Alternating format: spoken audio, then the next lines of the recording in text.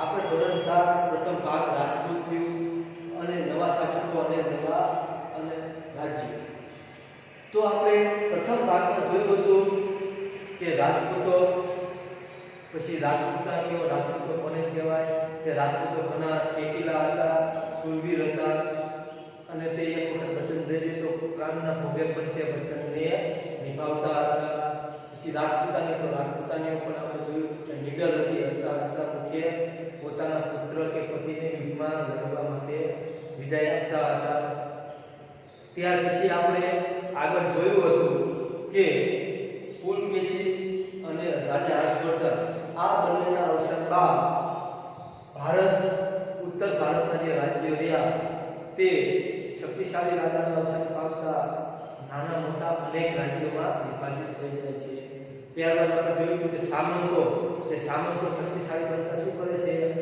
પોતે અલગ રાજ્ય ઊભું કરે છે. ત્યારબાદ આપણે ઉત્તર ભારતમાં ઘણા બધા ચોલ રાજ્યો ને ચોલ વંશજો, ચાલુક્ય વંશજો, આ બધા વંશજો વિશે જોયું. 802 માં આપણે જોયું કૃષ્ણ રાજ્ય રાજા હતા, તેમને એક નગરની રચના કરી હતી.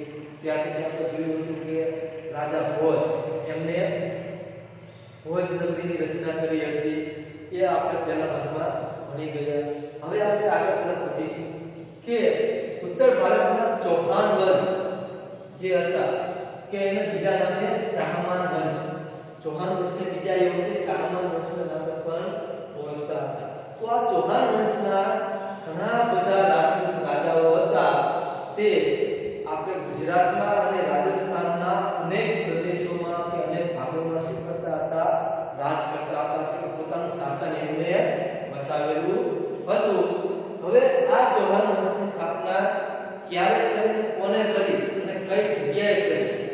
તો આ જે ચૌહાણ વંશ છે તે 8મી સદીમાં સાંભર સરોવરની નજીક છે પ્રદેશ આવેલો છે. એ પ્રદેશને શાંતભરી પ્રદેશ કહેવામાં આવે છે. તો એ શાંતભરી જે પ્રદેશ થયો ત્યાં તેને પોતાના રાજ્યની સ્થાપના કરે છે. કયા રાજ્યની? ચૌહાણ વંશ. અને કોણ કરે છે? તો જે રાજા વાસુદેવ હોય છે તે. એક માર્કના પ્રશ્નમાં પૂછાય કે ચૌહાણ વંશની સ્થાપના ક્યારે, ક્યાં અને કોણે કરી? તો 8મી સદીમાં સાંભર સરોવર અથવા સાંભર નદી એના કિનારે અથવા નજીક જે પ્રદેશ આવ્યો શાંતભરી, ત્યાં ચૌહાણ વંશની સ્થાપના કરી. કોને? તો કે રાજા વાસુદેવજી હતા તેમને. હવે ચૌહાણ વંશમાં રાજા વાસુદેવે સ્થાપના કરી ત્યારબાદ ઘણા બધા રાજાઓ થઈ ગયા. જ્યારે 12મી સદીની શરૂઆત થાય છે ત્યારે ચૌહાણ વંશની ગાદી ઉપર અજયરાજ નામના જે રાજા હોય છે તે શાંતભરી ગાદી આવે છે. એટલે ચૌહાણ વંશનો તે પોતે રાજા બને છે. ક્યારે? તો કે 12મી સદીની શરૂઆતમાં. હવે એ અજયરાજ જ્યારે રાજા બને છે ત્યારે તે પોતે એક નવા નગરની શું કરે છે? રચના કરે છે. એટલે કે નવું નગર બનાવે છે. અને એ નગરની રચના એ કરે છે અને એ નગરને શું કરે છે? પોતાનું જે નામ હોય છે અજયરાજ, તો એ પોતાના નામ ઉપરથી એ નગરને નામ આપે છે. શું નામ આપે છે? અજયમેર નામ આપે છે. આ અજયમેર દીવું તે ક્યાં કરે? તો કે આપણે વાત કરી કે રાજપૂત રાજ શાસક ક્યાં હતા? રાજસ્થાન અને ગુજરાતમાં. તો અજયમેર જે દીવું તે અજયમેર ક્યાં આવેલું હતું? આપણે રાજસ્થાનની અંદર. અને જે અજયમેર નગરની રચના કરી એ અજયમેર એટલે કયું? જે હાલનું આપણે રાજસ્થાનમાં અજમેર જે આવેલું છે તે જેનાથી આપણે અજમેર તરીકે ઓળખીએ છીએ ત્યાં. તો એ જે અજયરાજ હતા તેને 12મી સદીમાં ક્યાં નગર સ્થાપ્યું હતું? અજમેરમાં. પણ એનું નામ શું હતું? તે વખતે કયા નામે ઓળખાતું હતું? તો કે અજયમેરના નામે ઓળખાતું હતું. આ આપણે વાત કરી અત્યારે ઉત્તર ભારતના રાજ્યો કે ઉત્તર ભારતમાં જે રાજાઓ થઈ ગયા એ આપણે આગળ ભણી ગયા. નહીં આપણો ટોપિક પૂરો થશે. હવે આપણે આગળ વધીશું પાઠમાં. તો ગુજરાતના રાજપૂત શાસકો. તો આપણે ત્યાં ઉત્તર ભારતમાં જોયું ઘણા રાજપૂતો શાસક થઈ ગયા, ઘણા બહાદુર શાસકો થઈ ગયા, તેમને નવા નવા નગરોની રચના કરી. તો ગુજરાતમાં પણ એવા કેટલાય મહાન રાજપૂત રાજાઓ થઈ ગયા છે કે જેની આપણે ગણનાની વાત કરીએ તો એમના ગ્રંથો ઘણા બધા આપણે ગુજરાતમાં લખેલા છે. તો એમાં આપણે ગુજરાતમાં વાત કરીએ તો ગુજરાતમાં રાજા જે હોય છે સિદ્ધરાજ, તો એ સિદ્ધરાજની જે પુત્રી હોય છે તેના લગ્ન ચૌહાણ વંશની સાથે કરવામાં આવે છે. કયા રાજાની સાથે? તો કે અર્ણોરાજ. ચૌહાણ વંશના જે અર્ણોરાજ રાજા હોય છે તેની સાથે આપણા ગુજરાતના જે સિદ્ધરાજ જયસિંહ હોય છે તેમની પુત્રીના લગ્ન કરવામાં આવેલા હોય છે. હવે સોમેશ્વર ચૌહાણ વંશના આગળ વધીએ એટલે સોમેશ્વર રાજા હોય છે. સોમેશ્વર રાજા એટલે કે ચૌહાણ, સોમેશ્વર ચૌહાણ, તો એમનો જે પુત્ર હોય છે પૃથ્વીરાજ ત્રીજા, બરોબર. તો પૃથ્વીરાજ ત્રીજા જે ગાદી ઉપર આવે છે એટલે કે રાજા બને છે. તો એ પૃથ્વીરાજ ચૌહાણ જે છે તે એક જ ગુજરાતમાં આપણે અનોખું સ્થાન ધરાવે છે. એ ખૂબ જ બહાદુર રાજા હોય છે. હવે એની વાત કરીએ તો એમના પિતા સાથે લડતા હોય છે જ્યારે નાની ઉંમર હોય છે ત્યારે. તો એ યુદ્ધમાં એવું બને છે કે એમના પિતાને દગાથી મારી નાખવામાં આવતા હોય છે. તો એ પૃથ્વીરાજ ચૌહાણ ટૂંક સમય પછી ફરીને રાજા સાથે યુદ્ધ કરે છે. પોતાના પિતા જે હોય છે એમનું જે યુદ્ધમાં અવસાન કરવામાં આવ્યું છે એ રાજાને શું કરે છે? પૃથ્વીરાજ ચૌહાણ બદલો લે છે. આવા તે મહાન હોય છે, બહાદુર હોય છે, લીડર હોય છે. તો આ જે પૃથ્વીરાજ ચૌહાણ જે છે તે ઈસવીસન 1191 માં થાનેશ્વર અને કર્ણાટક વચ્ચે જે તરાઈનું યુદ્ધ થાય છે, જેને આપણે તરાઈના યુદ્ધ તરીકે ઓળખીએ છીએ. કયા યુદ્ધને? તો ઈસવીસન 1191 માં થાનેશ્વર અને કર્ણાટક વચ્ચે જે યુદ્ધ થયું હોય છે એ યુદ્ધને આપણે તરાઈનું યુદ્ધ તરીકે ઓળખીએ છીએ. તો એ તરાઈના યુદ્ધમાં 1191 માં પૃથ્વીરાજ ચૌહાણ જે હોય છે તે શાહબુદ્દીન ઘોરી, જે શાહબુદ્દીન ઘોરી નામનો હોય છે શાસક, એને ઊંડી હાર આવે છે. કારણ કે શાહબુદ્દીન ઘોરી કરતા પૃથ્વીરાજ ચૌહાણ ઉંમરમાં પણ નાનો હોય છે અને નાની ઉંમરમાં શાહબુદ્દીન ઘોરીને અહીંયા ખૂબ જ ઊંડી હાર આવે છે તરાઈના યુદ્ધમાં. જે શરમથી આ શાહબુદ્દીન ઘોરી શું કરે છે? પોતાના પ્રદેશમાં પાછો જતો રહે છે અને 1 વર્ષ માટે તે પાછો યુદ્ધની તૈયારી કરે છે અને ફરીને બીજી વાર પોતાનો બદલો લેવા માટે એ પાછો ફરીને યુદ્ધ કરે છે 1192 માં. ત્યાં તરાઈના મેદાનમાં કે જ્યાં પહેલા પૃથ્વીરાજ ચૌહાણની સામે તેની શું થાય છે? કારની હાર થઈ હોય છે ત્યાં. અને બીજી વખત યુદ્ધમાં તરાઈના યુદ્ધમાં શું થાય છે? આપણે પૃથ્વીરાજ ચૌહાણ એમની હાર થાય છે.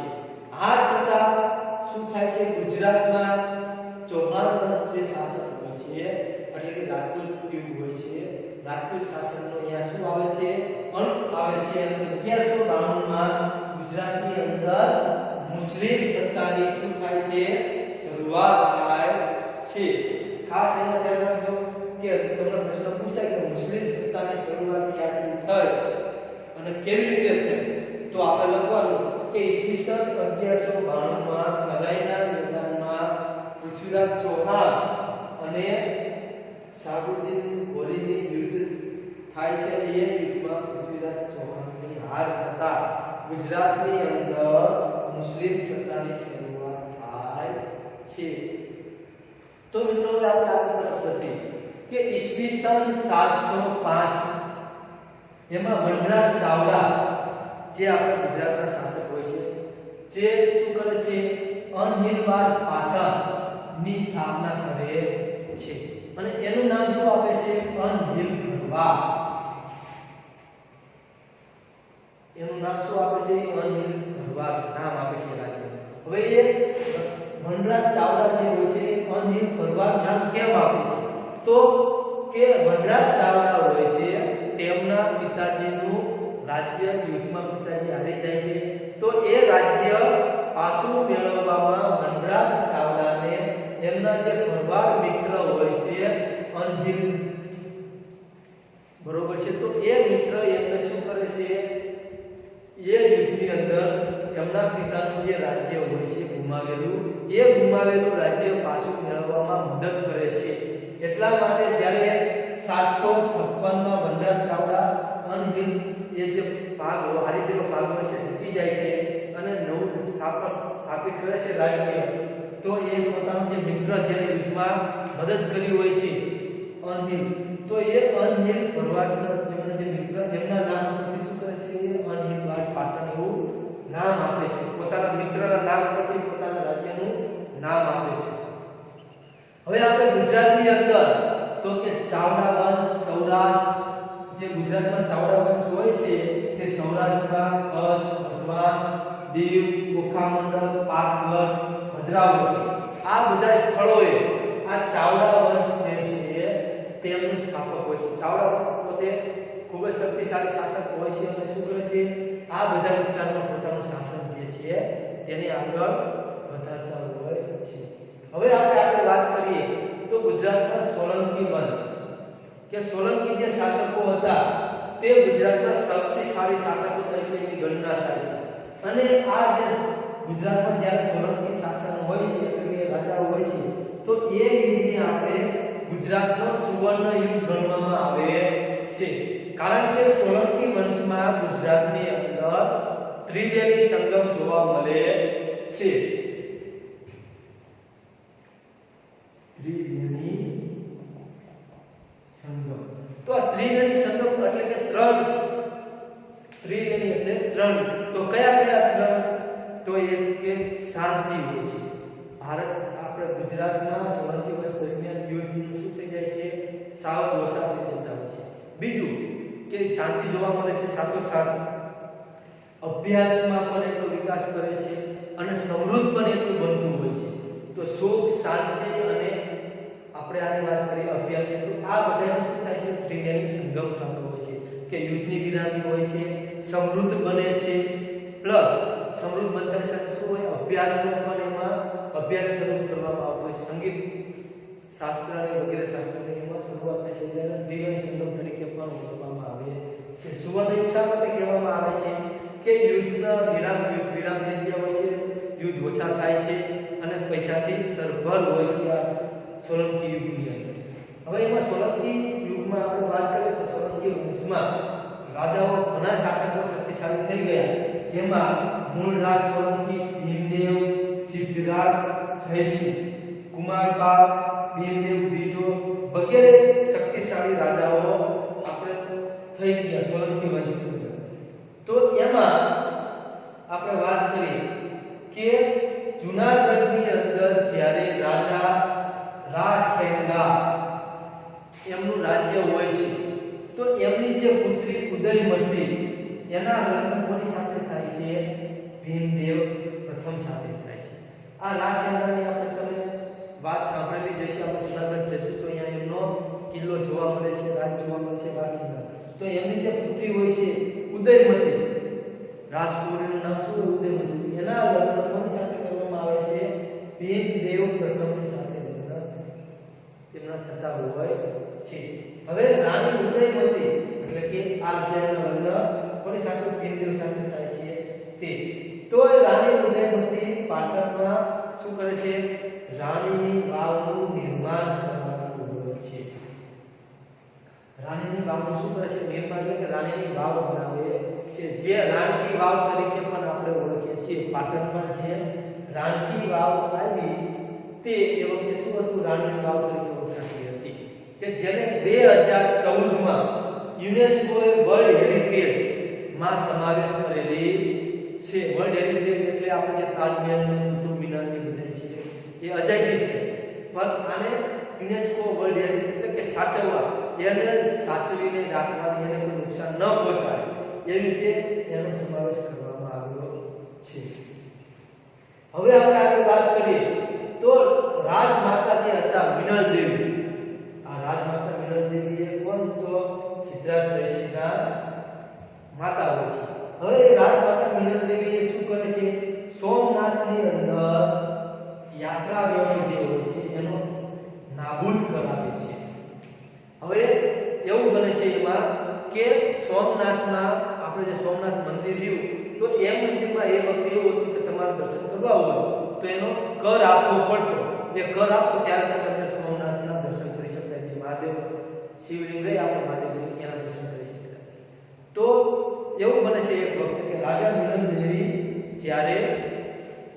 યાત્રાએ ત્યાં જાય છે દર્શન કરવા માટે સોમનાથમાં, તો અહીંયા અમુક યાત્રાળુઓ આવેલા હોય છે. હવે એ યાત્રાઓ જે ઋષિમુનિઓ આવેલા હોય છે તો એમની પાસે કર ભરવા માટેના પૈસા હોતા નથી અને એ લોકો ત્યાંથી વગર દર્શને પાછા આવતા હોય છે. અને રાજમાતા નંદદેવીને ખબર પડે છે કે યાત્રાળુ જે ઋષિમુનિ રહ્યા તેમની પાસે યાત્રાળુઓ પાસે પૈસા ન હોવાથી, કરવેરો ન હોવાથી તે કરવેરો ભરી શકતા નથી અને વગર દર્શને તે પાછા જાય છે. તો માટે રાજમાતા જે નંદદેવી રહ્યા તે ખૂબ દયાળુ હોય છે, તો એ તરત જ નિર્ણય કરી લે છે કે ભાઈ હવે આજથી આપણે સોમનાથમાં દર્શન કરવા માટે યાત્રાળુઓનો કરવેરો લેવામાં આવશે નહીં. અને ત્યારથી સોમનાથમાં યાત્રાળુઓ પાસે જે યાત્રા વેરો લેવામાં આવતો એ શું કરવામાં આવે છે? બંધ કરવામાં આવે છે. યાત્રા વેરો એટલે જે આપણે વાત કરી હતી કે દર્શન કરવા માટે જે અમુક પૈસા આપવામાં આવતા તે, અને તે કોણ લાગુ કરાવે છે? લાગુ એટલે કે બંધ તો રાજમાતા જે હોય છે વિનંતી તે બંધ કરાવે છે. ત્યારબાદ તેઓ ધોળકામાં મલાવતા અને વિરમગામની અંદર મુનસર તળાવ, આ બે તળાવની શું કરે છે? બાંધકામ કરાવે છે. કોને? રાજમાતા વિનંતી. રાજમાતા વિનંતી ખૂબ જ દયાળુ હોય છે. તેમણે કયા કાર્યો કરાવ્યા હોય છે એવો પ્રશ્ન પૂછાય કે રાજમાતા વિનંતી દયાળુ હોય છે શા માટે? કારણ તો તમારી પાસે લખવાનું રહેશે કે સોમનાથની યાત્રા વેરો નાબૂદ કરાવ્યો અને પછી આ બાંધકામ જે કરાવ્યું ધોળકામાં મલાવ તળાવ ને વિરમગામમાં મુનસર તળાવ. હવે આપણે આગળ વધીએ કે સિદ્ધરાજ જયસિંહ જ્યારે રાજા હોય છે ત્યારે તે પોતાના રાજ્યમાં એક મહાન ગ્રંથ એની રચના કરે છે. એ કોની પાસે? તો એમના રાજ્યમાં જે હોય છે હેમચંદ્રાચાર્ય નામના જે વ્યક્તિ હોય છે આચાર્ય એમના, તો એમની પાસે એક ગ્રંથ લખાવે છે જેનું નામ છે સિદ્ધ હેમ શબ્દાનું શાસન. કયો ગ્રંથ? તો કે સિદ્ધ હેમ શબ્દાનું શાસન. આ નામના ગ્રંથની રચના કોણ કરાવે છે? રાજા સિદ્ધરાજ જયસિંહ. હવે આ ગ્રંથની વિશેષતા એ હોય છે, તમને પ્રશ્ન પૂછાય તો ખાસ ધ્યાન રાખજો મિત્રો કે પૂછાતા હોય ઘણી વાર કે સિદ્ધ હેમ શબ્દાનું શાસનની જ્યારે રચના કરવામાં આવે છે તો તેની શું કરવામાં આવે છે? નગર યાત્રા કરવામાં આવે છે. આ ગ્રંથને હાથીની અંબાડી ઉપર રાખવામાં આવે છે અને હાથીની અંબાડી ઉપર રાખીને આ ગ્રંથને આખા નગરમાં વાતે ગાતે ફેરવવામાં આવે છે. અને સાથે સાથે આ જે શોભાયાત્રાને કાઢવામાં આવી છે સિદ્ધ હેમ શબ્દાનું શાસન, તો એ શોભાયાત્રાની એક વિશિષ્ટતા એ પણ જોવા મળે છે કે તો કે એ વરઘોડામાં એટલે કે એ જે જ્યારે આનો શોભાયાત્રા કાઢવામાં આવે છે ત્યારે આપણે જોયું કે રાજાઓ હોય એ તો હંમેશા શું હોય? હાથીની અંબાડી ઉપર હોય અથવા તો પોતાની જે રથ હોય એની ઉપર જ હોય છે. પણ જ્યારે આ સિદ્ધ હેમ શબ્દાનું શાસન કે જેને શું હોય છે? આપણે હાથીની અંબાડી ઉપર આનું શોભાયાત્રા કાઢવામાં આવી છે કે રાજા પોતે, જે રાજા સિદ્ધરાજ જયસિંહ એ પોતે સામાન્ય માણસની જેમ, સામાન્ય પ્રજા જેમ પગપાળા ચાલતી હોય છે એમ પોતે રાજા હોવા છતાં શું કરે છે? બધા લોકોની સાથે વચ્ચે પગપાળા યાત્રા કરતા હોય છે. પગપાળા કરતા શોભાયાત્રા દરમિયાન પોતે પગપાળા ચાલે છે. આ જે શોભાયાત્રાની વિશેષતા રહે એ આ ગણવામાં આવે છે. આપણે જે ત્રિવેણી સંગમની વાત કરી હતી અહિંસાની યુદ્ધની, તો આવી રીતે આપણે જોયું કે સોલંકી યુદ્ધ દરમિયાન આપણે ગુજરાતની અંદર સુવર્ણયુગની સ્થાપના થાય છે, ઘણા બધા ગ્રંથોની સ્થાપના થાય છે. તો આ રીતે એક સોલંકી યુગ જે રહ્યો તે ખૂબ જ મહાન શાસકોથી ભરેલો હોય છે, ઘણા મહાન રાજાઓ થઈ ગયા હોય છે. હવે એને આપણે આગળ ભણીશું.